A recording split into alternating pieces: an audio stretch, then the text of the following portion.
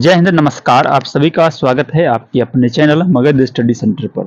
दोस्तों, आज की इस वीडियो में हम बात करेंगे क्लास 11th के बायोलॉजी यानी जीव विज्ञान के चैप्टर नंबर 1 के लेक्चर नंबर 2। ठीक ना। आज हम कौन से लेक्चर करने वाले हैं? Lecture number 2। ठीक, लेक्चर नंबर 2 होगा। और चैप्टर कितना है आपका? चैप्टर यानी अध्याय 1 चल रहा है, जिसका नाम है जीव जगत। क्या है? जीव जगत। और इसमें आज का जो टॉपिक है लेक्चर 2, यानी कि हम यहाँ लिख देते हैं लेक्चर नंबर 2 के, है ना, दूसरे टॉपिक जिसका नाम है जीव जगत में विविधता के बारे में आज हम लोग डिस्कस करने वाले हैं, यानी पढ़ने वाले हैं। तो चलिए शुरुआत करते हैं। तो वीडियो बहुत ही इम्पोर्टेंट होने वाला है। वीडियो बहुत ही इम्पोर्टेंट है इसलिए क्योंकि इसमें आपको बहुत सारी चीज़, नए चीज़ सीखने को मिलेगा। जैसे कि है ना, वृद्धि, यानी कि पिछले क्लास में हम बताए थे कि आपको आगे वृद्धि के बारे में बताएंगे, जनन के बारे में बताएंगे। ठीक ना।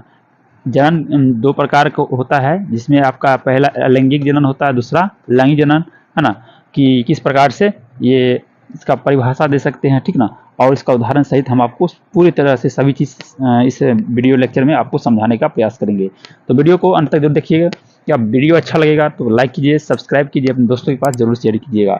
तो चलिए शुरुआत करते हैं। सबसे पहले हम बात करेंगे, है ना, वृद्धि के बारे में। तो वृद्धि होते क्या है? ठीक ना, वृद्धि के बारे में समझिएगा। तो यहाँ पर आप देख सकते हैं लिखा है किसी भी, सबसे पहले आप एक बात समझ में आ रहा होगा, वृद्धि मतलब क्या? बढ़ना। ठीक ना, कुछ मतलब अलग होना। ठीक ना, एक से अधिक होना। ठीक ना, संख्या में हो, भार में हो, ये भी कह सकते हैं वृद्धि हुआ। ठीक ना, विकास हो, बहुत प्रकार की वृद्धि होता है। लेकिन आपको वृद्धि देखिए किस प्रकार समझना है, आपको धीरे धीरे सभी टोटल बातें समझ में आ जाएगी। जैसे कि देखिए यहाँ लिखा है वृद्धि। वृद्धि क्या होता है? किसी भी जीव की आकार, ठीक ना, आकार के आधार पे, ठीक ना, भार और संख्या में बढ़ोतरी वृद्धि कहलाता है। यानी कि बढ़ना ही वृद्धि है। ठीक ना, कह सकते हैं। तो अब बढ़ने का तात्पर्य में क्या क्या? तो संख्या हो गया, आकार हो गया, भार हो गया। तो देखिए किस प्रकार से हम एक एग्जाम्पल लेकर चलते हैं। जैसे कि हम आपको यहाँ पर, ठीक नहीं, मान लीजिए ये क्या है आपका? सरफेस है, धरती है। यहाँ पे एक क्या करते हैं, यहाँ एक बीज डालते हैं। ठीक है, धरती के अंदर एक बीज को डालते हैं। ठीक ना, डाल दिए तो यहाँ क्या होगा? बीज डालने के बाद यहाँ से क्या होगा? इसमें जब हम क्या करेंगे, इससे क्या होगा? बीज जो अंकुरित होकर क्या होगा? एक छोटा सा, है ना, अंकुरित होकर इसमें पौधा टाइप का जो है सो निकलेगा। ठीक है, निकलेगा कुछ इस प्रकार से। ठीक है, मान लीजिए पौधा छोटा सा, ठीक ना। और देखिए जब ये कितना, अभी तो ये छोटा सा है, लेकिन जब ये समय के साथ, मान लीजिए ये आपका 10 या 15 वर्ष बाद जब इस पौधा को हम देखेंगे तो इसका आकार कुछ इस प्रकार से हो जाएगा। यानी इसके आकार में क्या होगा? बढ़ोतरी हो जाएगा। ठीक ना, बढ़ोतरी हो जाएगा कि पौधा का जो आकार होगा वो कुछ इस प्रकार का हो जाएगा, इतना घना हो जाएगा, विशालकाय हो जाएगा। देखिए ये विशालकाय पौधा होने के साथ इसमें आपको कुछ फर्क आ रहा है। इसका जो है साइज, यानी कि आकार जो है सो बढ़ गया इसके उपरांत, है ना, इसकी अपेक्षा। और उसके भार में भी कई गुना अधिक हो गए। ठीक ना, मान लीजिए कब अभी 1 kg का था तो ये अभी कितना, हजारों लाखों kg का हो सकता है। ठीक ना, तो इसके आकार हो गया, बड़ा हो गया, इसका भार में भी वृद्धि हो गया। ठीक ना, इस प्रकार से ये समझ सकते हैं। और एक नीचे लेते हैं दूसरा उदाहरण। जैसे कि हम एक उदाहरण लेते हैं अमीबा। ठीक ना, क्या लेते हैं? अमीबा की। चलिए मान लीजिए ये आपका अमीबा है। ठीक है, अमीबा, अमीबा, अमीबा। और ये अमीबा जो है 2 भागों में, है ना, विभक्त हो गया, ये बांट गया, कुछ इस प्रकार से हो गया। यानी कि एक अमीबा ये रहा और एक ये रहा। यानी कि इसमें क्या हुआ?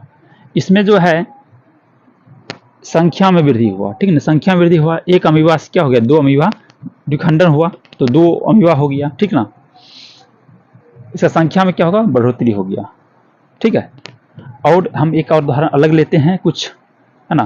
तो यहाँ जो है आपका आकार और भार, यहाँ किस में परिवर्तन हुआ, आकार और भार में क्या हुआ, आकार और भार में। जैसे कि हम यहाँ पर एक साइन देकर आपको दिखा सकते हैं, ऐसे ऊपर देखिए, ऊपर का तीर दिखा रहा है, यानी कि ये वाला जो चित्र है आपको पैर वाला, इसमें क्या हुआ, आकार, यानी कि इसका आकार कितना होगा, विशाल आकार हो गया, और भार यानी वजन, दोनों में क्या होगा, बढ़ोतरी हुआ, इसलिए ऊपर वाला तीर लगा दिया, ठीक है ना, इस वाला में, ठीक है, इस वाला में, पैर वाला में, ठीक है ना।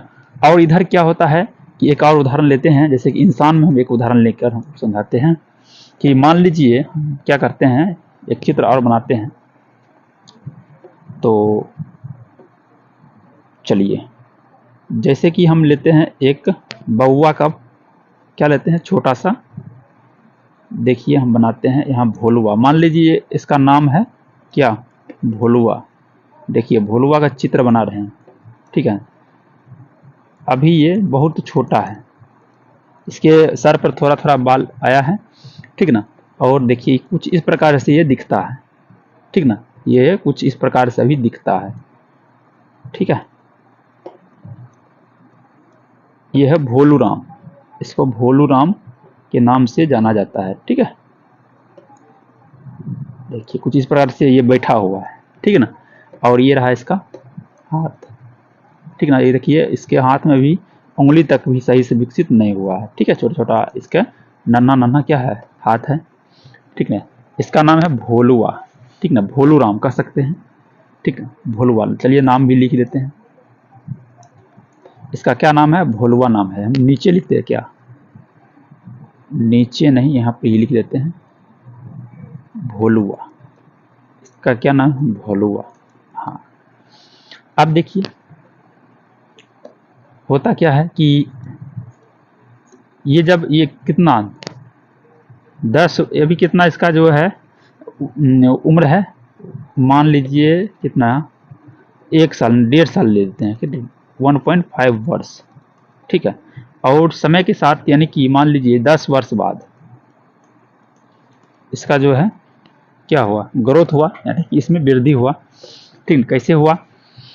तो और इस एक बात और लिख देते हैं, इसका अभी लंबाई कितना है वो भी लिख देते हैं। लंबाई आपका जो है इसका 1 फीट है, मात्र कितना है, 1 फीट, ठीक, एफ लिख दीजिए, 1F यानी कि 1 फीट, ठीक है। और भार कितना है, भार जो है आपका इसका 15 केजी है, 15 केजी है, यानी अट्ठा कट्ठा है, इसलिए 15 केजी यहाँ पर लिख देते हैं, ठीक है। कितना है, 15 केजी, ठीक ना। जब ये 10 वर्ष का हो जाता है, ठीक ना, जब कितना वर्ष का हो जाता है, ये 10 वर्ष का हो जाता है, ठीक है, तब जो है इसका आकार और वजन में क्या होता है, वृद्धि होता है, कुछ इस प्रकार से तब दिखता है। जब इसका क्या करते हैं, उम्र कितना हो जाता है, 10 वर्ष का हो जाता है। देखिए अब 10 वर्ष के होने के बाद कैसा दिखेगा, चलिए उसका भी हम, चलिए ये रहा,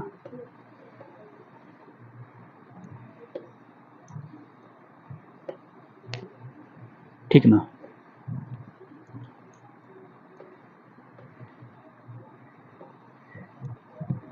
चलिए ये हुआ भोलूराम। भोलूराम के जब 10 वर्ष का हो जाता है, थोड़ा जुल्फी उल्फी बढ़ा लेता है, ठीक है, एकदम छपरी टाइप का बन जाता है, देख रहे हो। और देखिए इसका पूरा शरीर बनाते हैं,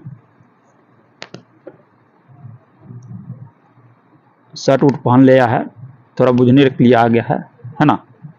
तो देख लें, शर्ट पैंट और पहन ना देते हैं, ठीक ना।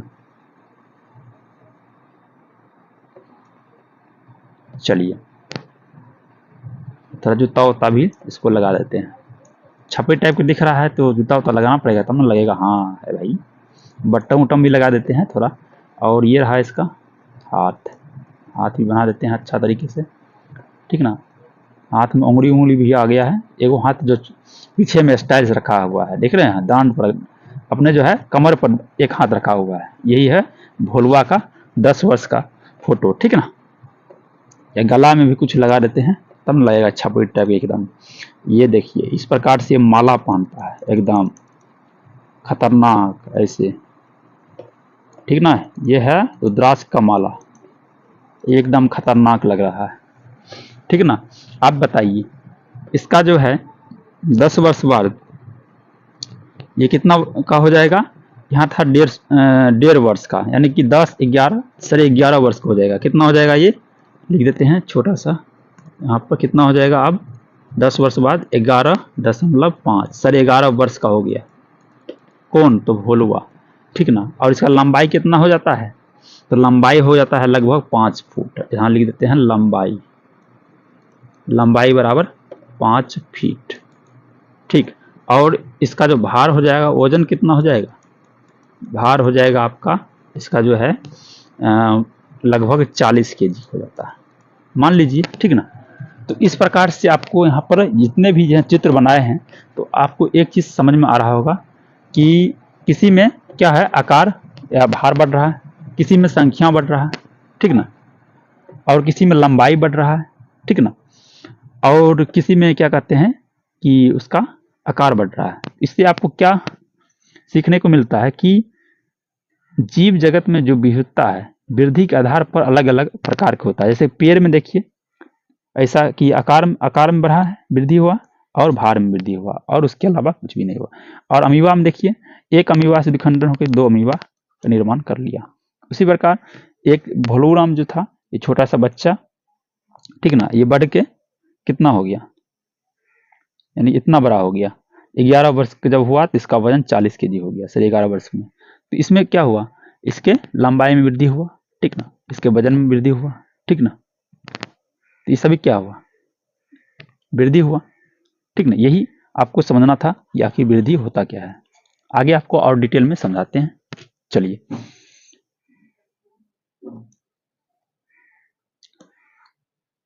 आगे देखिएगा,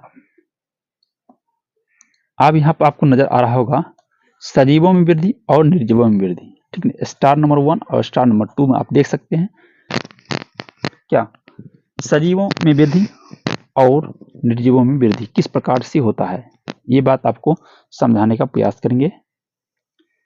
अब देखिएगा यहाँ पर लिखा है सजीवों में वृद्धि, तो यहाँ देखिए क्या है, सजीवों में वृद्धि स्वतः, स्वतः मतलब क्या, अपने आप, क्या होता है अपने आप, वो आंतरिक वृद्धि, अंदर से वृद्धि होता है, ठीक ना। उसको किसी बाहर से वृद्धि करने की जरूरत नहीं है, ठीक है ना। वो अपने आप ही क्या होता है उसमें बढ़ोतरी होती है, ठीक ना। वही क्या है सजीवों में वृद्धि होता है। और निर्जीव में क्या होता है, निर्जीव में वृद्धि कुछ इस प्रकार होता है, निर्जीवों में वृद्धि बाह्य प्रकार की होती है, बाह्य प्रक्रिया यानी बाहर की प्रक्रिया से होता है, ठीक ना।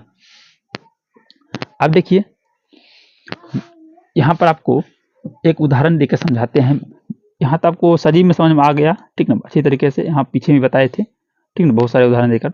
लेकिन निर्जीव में कैसे होता है ये बात तो नहीं बताए, लेकिन हम आपको बता रहे हैं, ठीक। तो निर्जीवों में वृद्धि बाह्य प्रकार यानी बाहर से होती है, कैसी होती है एक उदाहरण से आपको क्लियर हो जाएगा। जैसे कि यहाँ पर आप समझ रहे हैं, एक हम चित्र लेते हैं कि एक रेगिस्तान है, ठीक ना, ठीक रेगिस्तान है, और इसमें जो है रेत का इतना बड़ा टीला बना हुआ है।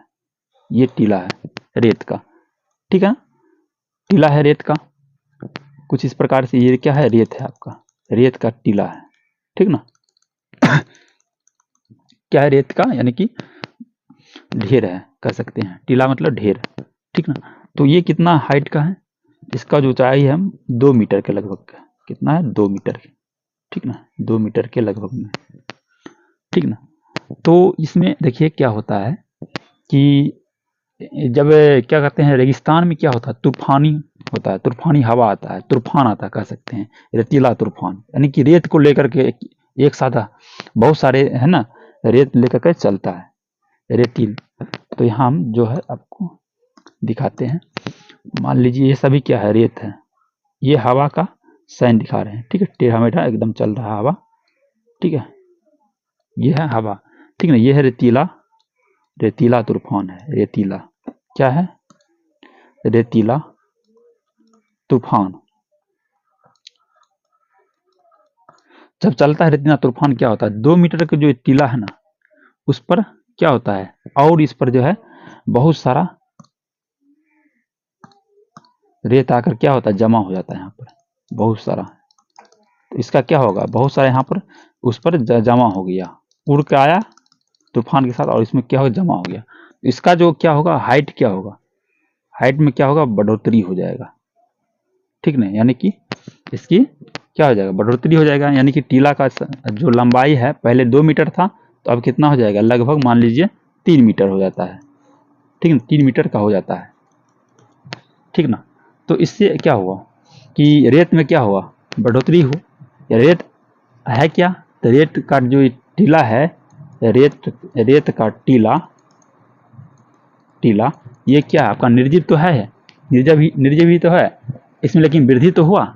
इसी प्रकार से आप समझ गए होंगे कि निर्जीव में वृद्धि किस प्रकार से होता है, ठीक ना। तो यही था। और नीचे में कुछ बातें लिखा हुआ है, ये आपको समझना जरूरी है। क्या लिखा है कि चूंकि वृद्धि निर्जीवों में भी देखने को मिलता है ना, अतः वृद्धि एक सामान्य लक्षण है ना। यानी कि विशिष्ट लक्षण जब होगा, जब सजीवों में केवल वृद्धि होता तब होता है विशिष्ट लक्षण। अगर वह निर्जीव में भी होता है जो है ना वृद्धि, तो क्या होता है, वो समान लक्षण के अंदर आता है। आगे आपको समझाएंगे समान लक्षण और विशिष्ट लक्षण क्या होते हैं, ठीक ना। नोट यहाँ पर देख सकते हैं, सूक्ष्म जीवों में भी वृद्धि व जनन एक ही प्रक्रिया है। सूक्ष्म जीवों में वृद्धि एवं जनन एक ही प्रकार है, चाहे वो उसमें वृद्धि हो या क्या होता है, जनन होता है। जैसे क्या कहते हैं, कवक सूक्ष्म जीव है, उसमें वृद्धि और जनन क्या होता है, एक ही प्रकार होता है, पैरामीशियम हुआ, ठीक है। इस प्रकार जो भी है वो क्या है, वो उसमें जनन और वृद्धि एक ही होता है, एक ही प्रक्रिया होता है। ये बात आपको क्लियर है। तो चलिए आगे बढ़ते हैं, आगे आपको समझाने का प्रयास करेंगे फिर, ठीक ना। आप देखिए आगे हम आपको जनन के बारे में समझाएंगे, तो अब आपको और क्लियरेशन हो जाएगा अच्छी तरीके से। तो चलिए आगे हम बढ़ते हैं। तो अब हम आपको बताते हैं जनन, ठीक ना। जनन क्या होता है इसके बारे में आपको समझाने का प्रयास करेंगे, है ना। तो यहाँ देख सकते हैं क्या लिखा है, जनन, ठीक है, जनन रिप्रोडक्शन, ठीक ना। अंग्रेजी में क्या बोलते हैं इसको, रिप्रोडक्शन। तो देखिए क्या होता है, सजीव अपने समान एक अन्य जीव उत्पन्न है ना करते हैं। यानी जनन क्या होता है सजीव में, कि अपने समान, अपने जैसा दिखने वाला, ठीक ना, एक अन्य जीव को क्या कहते हैं, उत्पन्न करते हैं, पैदा करते हैं, ठीक ना। इस प्रक्रिया को ही क्या कहते हैं, जनन कहते हैं, ठीक ना। अर्थात संतति तथा नए सदस्य का बनाना ही जनन कहलाता है, ठीक है, जनन है। ये बात आपको क्लियर है। जैसा कि आप एक उदाहरण देकर आपको समझाते हैं, ठीक ना।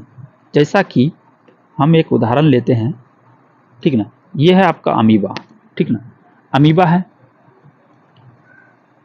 ठीक ना। और ये जो है ये 2 अलग अलग भागों में बट जाता है, ठीक ना। अमीबा जो है 2 अलग अलग भागों में बट गया, ठीक है।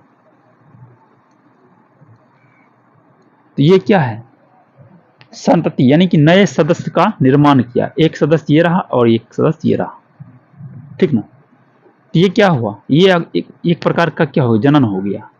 जैसे एक क्या है, मादा है ना, हथनी है, ठीक ना।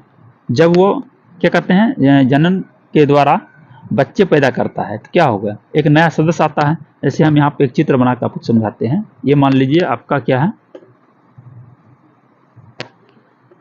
ठीक ना। चित्र देखिए थोड़ा इधर उधर हो सकता है, आप वो समझ लीजिएगा, ठीक ना। तो कुछ इस प्रकार से होता है ना।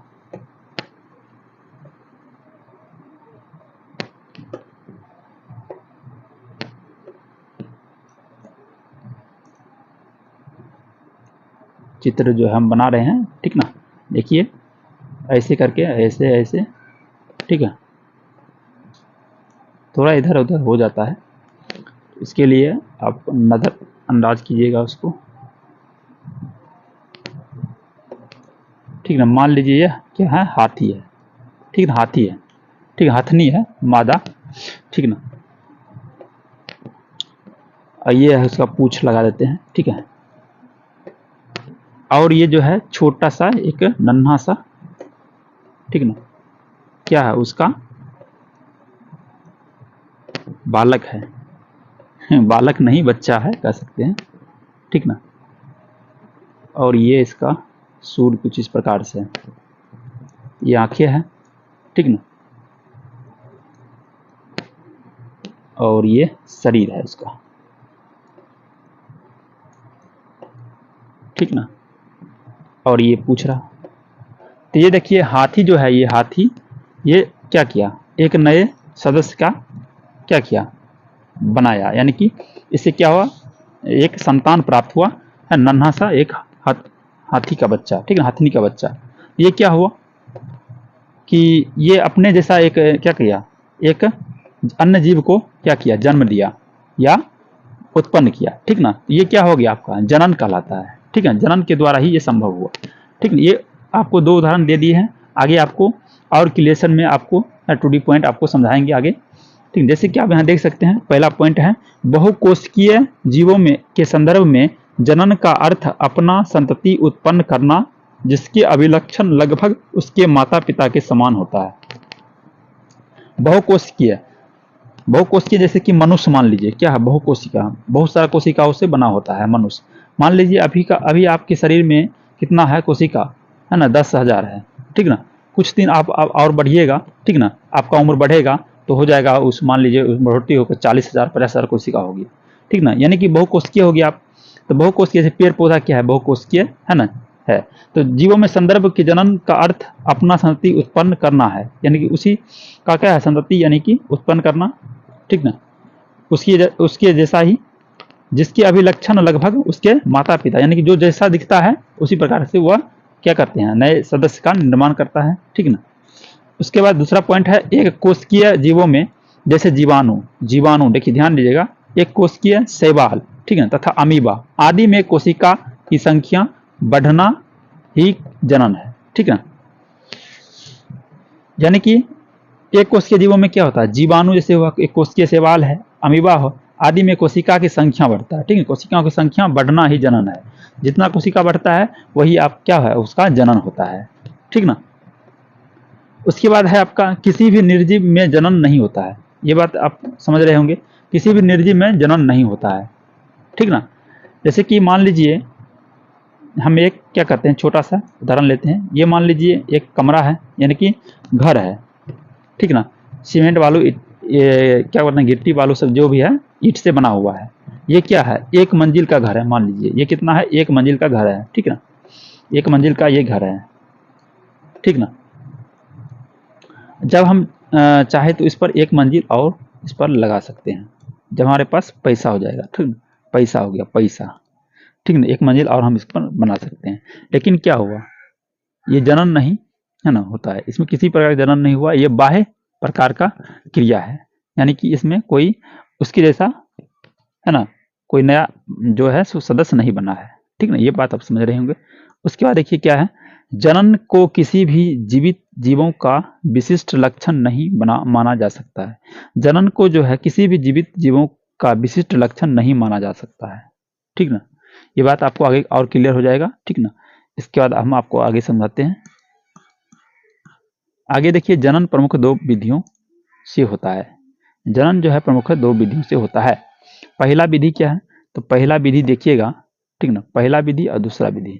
सबसे पहले हम पहला विधि की बात करेंगे, तो पहला विधि में है अलैंगिक असेक्सुअल, है ना, एकल जनक, एक एक जनक भाग लेते हैं, क्या कहते हैं, एक एक जनक, एकल मतलब एक जनक भाग लेते हैं। उसके बाद है लैंगिक जनक सेक्सुअल, तो दो जनक है ना, नर व मादा भाग लेते हैं, तब जाकर कहता है लैंगिक जनन, सेक्सुअल है ना, रिप्रोडक्शन। तो ये बात आपको समझ में आ रही होगी। तो देखिए इसको हम आगे आपको अलग अलग है ना परिभाषा और उदाहरण से समझाएंगे, तो आपको बहुत अच्छे तरीके से क्लियर हो जाएंगे कि अलैंगिक जनन क्या होते हैं और लैंगिक जनन का मतलब क्या होता है, ठीक ना। चलिए अब हम आगे बढ़ते हैं, आपको आगे समझाने का प्रयास करेंगे। देखिए आप यहाँ सबसे पहले हम बात करेंगे अलैंगिक जनन के बारे में, क्या करेंगे, अलैंगिक जनन के बारे में बात करेंगे। तो देखिए अलैंगिक जनन क्या होते हैं, वह प्रक्रम जिसमें युग्मकों का है ना, अलैंगिक जनन क्या होता है, वह प्रक्रम जिसमें युग्मकों का संलयन है ना, संलयन है ना, अथवा निषेचन है ना, एवं अर्धसूत्री विभाजन आदि क्रियाओं के बगैर जनन हो तो अलैंगिक जनन कहते हैं। ठीक है, अलैंगिक जनन कहते हैं। जैसे कि अलैंगिक जनन में कई तरीके होते हैं। अलैंगिक जनन में क्या होते हैं, कई तरीके होते हैं। तो सबसे पहला तरीका क्या है, यह है बीजाणु द्वारा, जैसे कि शैवाल और कवक में। उसके बाद है दूसरा नंबर मुकुलन द्वारा। ठीक ना, मुकुलन द्वारा ईस्ट एवं हाइड्रा में होता है। ठीक ना, अलैंगिक जनन। ठीक ना, उसके बाद देखिएगा विखंडन द्वारा। विखंडन द्वारा किस में होता है, वह है शैवाल और कवक मांस। ठीक ना, और उसके बाद है 4 नंबर में सत्य पुनर्जनन। तो ये होता है विखंडित जीव अपने शरीर के लुप्त अंग को पुनः प्राप्त कर लेता है, यानी कि जो उसका शरीर खत्म हो गया फिर वो प्राप्त कर लेता है तथा इस प्रकार है ना नया जीव बन जाता है। उदाहरण के लिए प्लेनेरिया। ठीक है, ये खत्म होने के बाद भी ये अपना है ना अपने जो है सो अपने आकार को फिर बना लेता है, अपना उत्पन्न करा लेता है। ठीक, अपने आप। यही है सत्य पुनर्जनन। पुनर्जनन यानी कि दोबारा जन्म ले लेता है।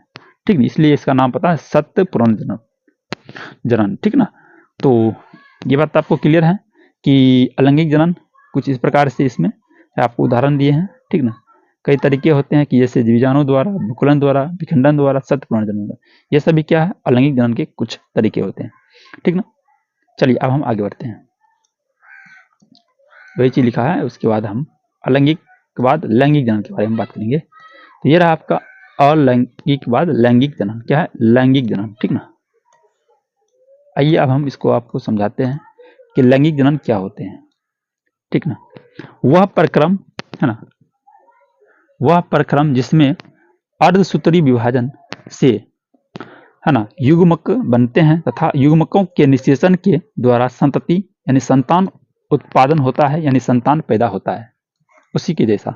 ठीक ना, जैसे कि लगभग में वैसे जैसा रहेगा, कोई जरूरी नहीं कि आपको हर जो क्या कहते हैं लैंगिक जनन में एक जैसा ही आपको मतलब सेम टू सेम देखने को मिलेगा, ऐसा कोई जरूरी नहीं है।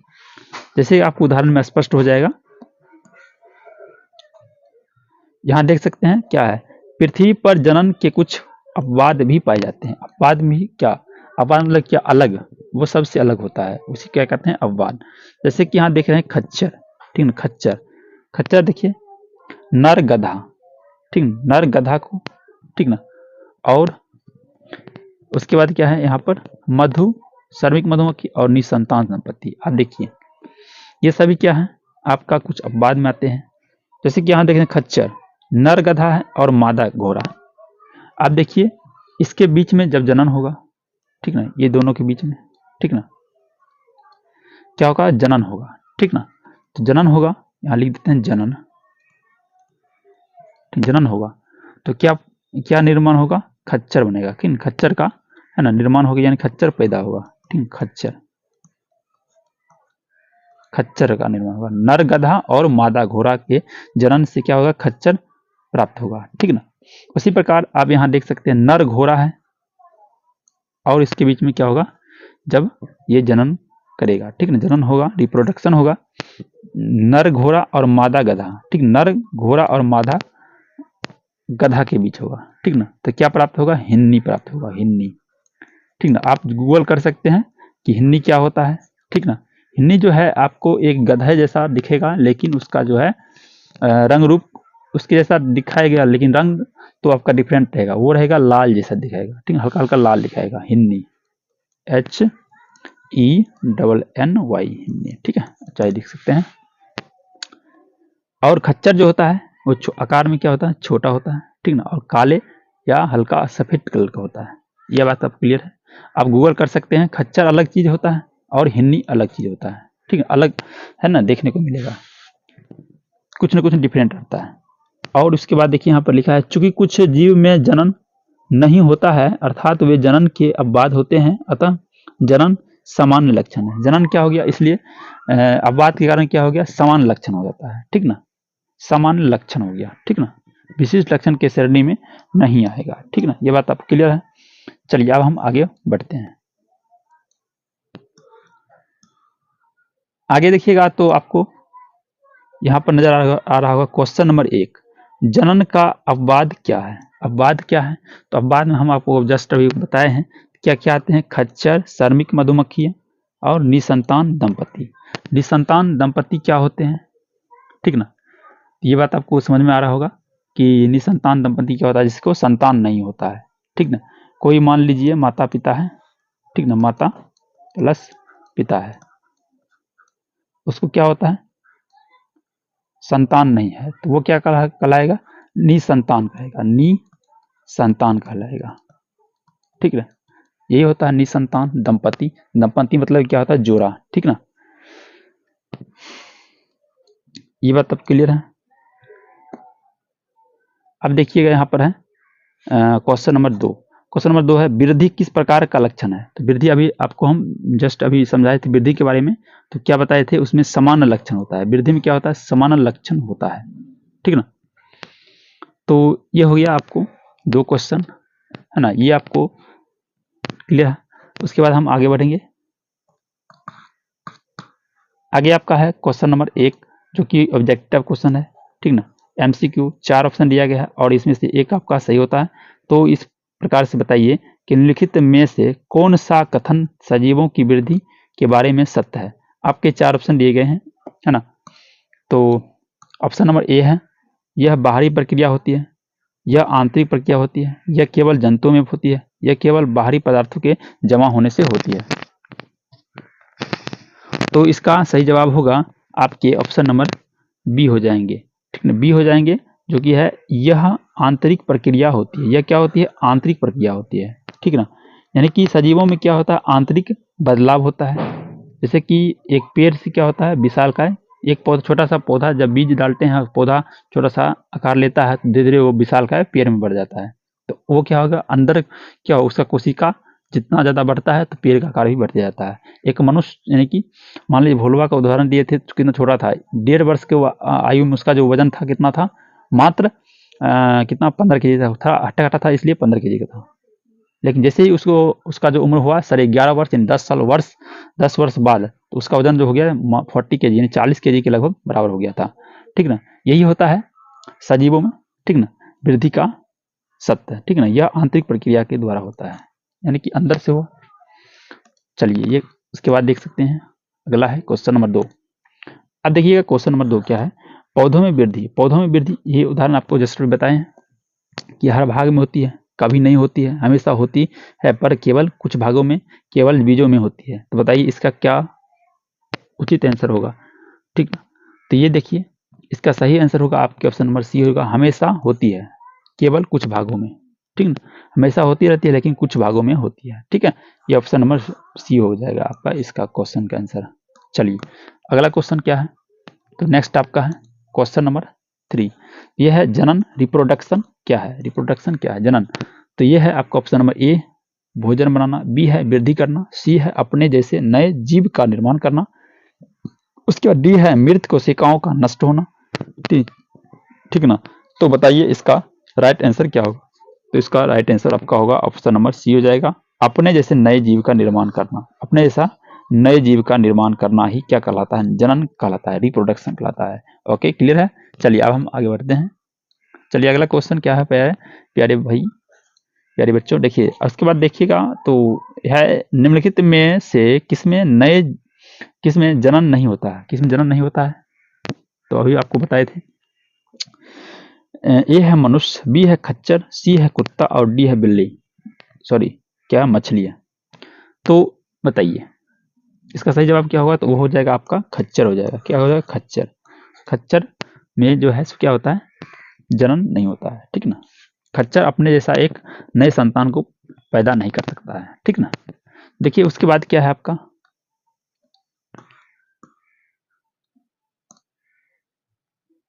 क्वेश्चन नंबर 5 है। क्वेश्चन नंबर 5 है द्रव जमा करके होने वाली वृद्धि किसमें पाई जाती है। द्रव्य जमा करके होने वाली वृद्धि किसमें पाई जाती है। आपका ऑप्शन ए है पौधों में, बी है जानवरों में, और सी है निर्जीव वस्तुओं में, और डी है सभी में। तो इसका सही जवाब होगा आपके ऑप्शन नंबर सी हो जाएंगे, निर्जीव वस्तुओं में, ठीक, निर्जीव वस्तुओं में हो जाएंगे, ठीक। द्रव जमा करके होने वाली वृद्धि किसमें पाई जाती है, तो वह है निर्जीव वस्तु में ऐसा होता है, ठीक है। जैसे कि हम एक क्या किए थे, रेत का टीला देकर आपको उदाहरण में समझाए थे। ठीक है, इस प्रकार से आप समझ जाइएगा। तो देखिए यहाँ तक आपका कंप्लीट हुआ। इसमें आपको ये जो टॉपिक पढ़ाए थे इससे संबंधित कितना 5 ऑब्जेक्टिव क्वेश्चन बना था, ठीक है, जो उससे बना था, और 2 आपका सब्जेक्टिव क्वेश्चन जो 2 नंबर का पूछा जाता है, और 5 1 नंबर का। क्लियर है? तो आज के लिए इतना ही रहने देते हैं, फिर आगे नेक्स्ट क्लास में आपको इससे आगे जो है टॉपिक उसके बारे में समझाएंगे। तो बताइए आज के क्लास कैसा लगा? अच्छा लगा तो प्लीज़ वीडियो को लाइक करके जाइएगा, ठीक ना, कुछ करिए चाहे नहीं करिए, वीडियो को लाइक जरूर कीजिएगा, अपने दोस्तों के पास शेयर जरूर कीजिएगा। अभी तक चैनल को सब्सक्राइब नहीं किए हैं तो सब्सक्राइब जरूर कर लीजिएगा, और बेल आइकन ऑन कर लीजिएगा, बेल आइकन ऑन जरूर कर लीजिएगा, ऑन, ठीक है, ताकि जब भी हम वीडियो अपलोड करेंगे तो आप तक नोटिफिकेशन सबसे पहले पहुंच सके। धन्यवाद, फिर मिलते हैं नेक्स्ट क्लास में। जय हिंद, वंदे मातरम।